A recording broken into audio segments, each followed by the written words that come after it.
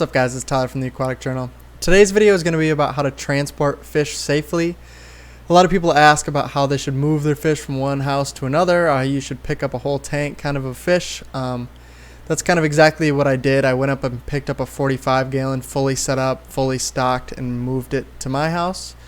So I showed you kind of how I did it. I didn't get any video of me moving it because I don't like to video at other people's houses, but I showed you what I did once I got them back here and kind of my tips and tricks for how to do it safely and keep them alive. So I hope you guys enjoy the video. Let me know what you think in the comments below and make sure to hit that subscription button.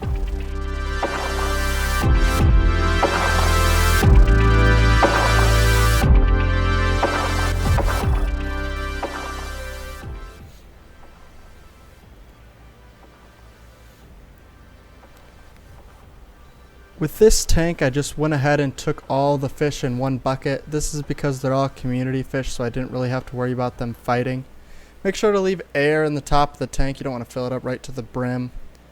The tank that I moved is a 45 gallon tank, so I took about 20 gallons of water with me from that tank. This is so they'll have about half of their water and half of my new water.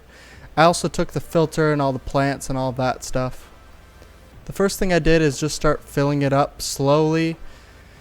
This is just so I don't disturb the substrate, even though obviously I'm still going to, but you want to keep it about as clear as you can. The reason for this is you don't want to dig up the substrate and have an ammonia spike on you.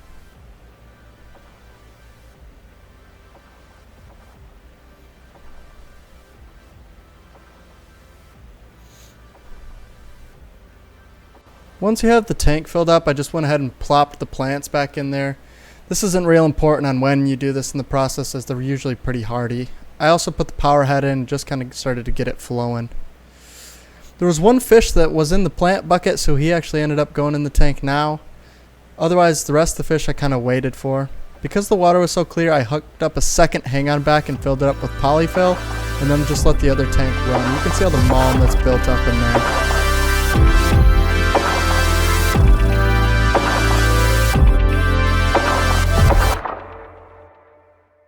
The only thing I wait for before I put the fish in is just to make sure the temperature is the same. You can see in the tank it's about 66 at this point. In the bucket it's about 68. You can see the ppms there, and you see it's really high from all the fish poop that's already built up. So you really want to get them moved as quickly as you can. I basically just dumped them all in with the water that they had because that was their tank water, so they were used to it.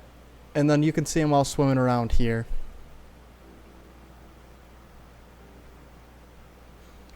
There are some fish in here that are known to be jumpers, so I covered it up with a little bit of egg crate and then just covered the gaps with whatever I could find just to make sure nobody would jump out as they were acclimating. This is important, especially as they're getting used to the water, because they may just get scared and jump out when they're in a new location. This is a few hours later. You can see it's really clearing up already.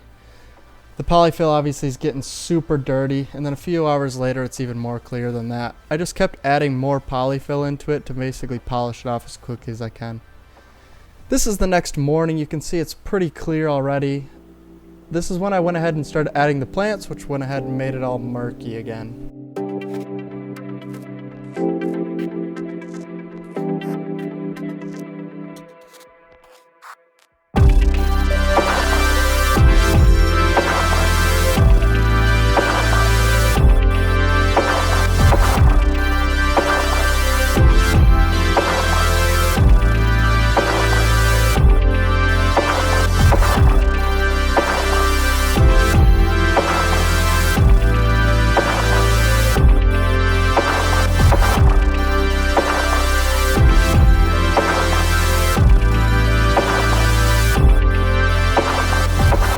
Once they've been in there a little while, I always make sure to test the water. You really want to just test for ammonia, as stirring up an old substrate can really get an ammonia spike in there.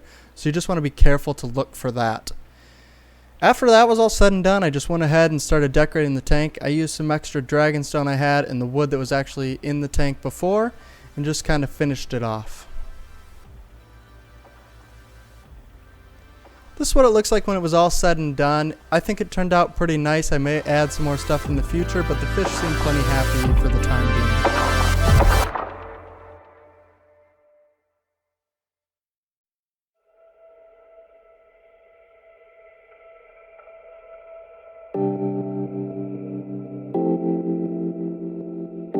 Thanks for watching, guys.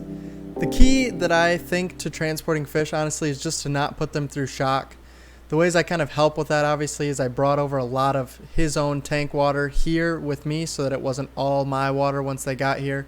I made sure their temperatures were close to the same, and then just make sure that the ammonia doesn't spike over the next couple days. Those are the main things you want to look for, because if you put them into shock, that's kind of the main way that they will die. So if you avoid those things, I don't think you'll have any problem, just like I didn't. All the fish have survived. It's been 72 hours now or so, and I haven't had any casualties. Everyone looks healthy.